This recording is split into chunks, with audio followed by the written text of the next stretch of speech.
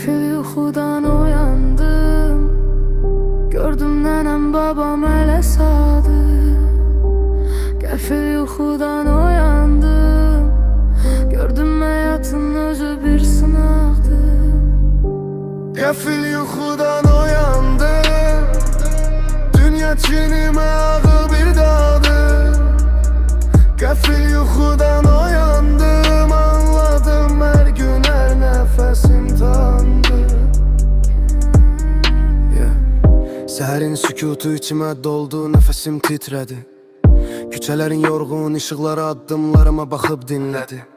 Hər tim bir xatirə saxlayır, hər kölgə bir dərd gizlədir. Bu şəhərdə mənim kimi yorulub içində qaranlıq gəzdirir.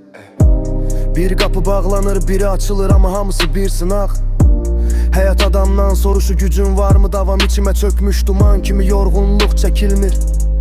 Gecə içimi yandırır, səhər isə küldən ibarət bir izdir. Yuxularda gördüm çoxdan gedən insanların izlərini. Sanki köhnə xatirələr çağırır, geri çəkib dərinlərimi. Gecənin içində itib düşürəm, amma dayanmağa çalışıram.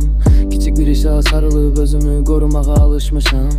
Səslər içimdə toqquşur, suallar cavabsız qalıb. Həyatın ritmi dəyişir, nəfəs almaq belə ağır. Özümə deyirəm, döz, nəfəs al, yıxılma. Dünya çökür üstünə, amma içində yenə də bir alov var. Yıxılırıq, qalxırıq, yanırıq, amma susmuruq. Dünya sıxır, sınadır, amma biz yenə yaşayırıq.